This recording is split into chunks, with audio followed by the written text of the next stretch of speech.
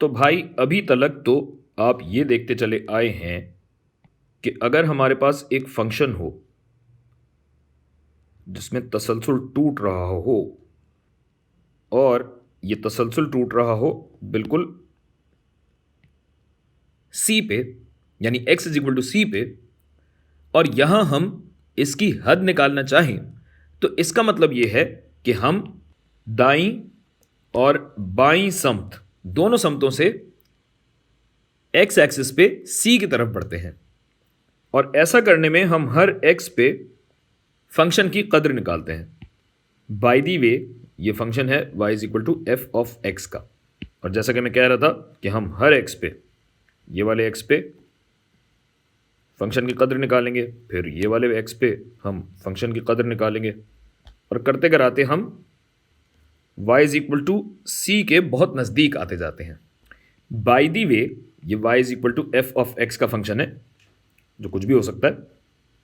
और हम कर क्या रहे हैं, जो मैं बात कर रहा था कि हम हर x पे, हर मुख्तलिफ x पे, ये वाला x, फिर ये वाला x, ये, फिर ये, हर x पे हम फंक्शन की कदरें निकालते हैं। ये और ये थोड़ा सा टेढ़ा बन रहा है लेकिन स्केल भी तो नहीं है हमारे पास, और यही काम हम दाईं समत से भी करते हैं। यहाँ आए, यहाँ थोड़े से कम एरो बना देता हूँ ताकि वीडियो छोटी बने, आपका भी टाइम ज़ाया ना हो ना, है भाई। तो दोनों समतों से फंक्शन या तो एक कदर की तरफ बढ़ रहा होता है या उस कदर की तरफ घट रहा होता है। इस कदर को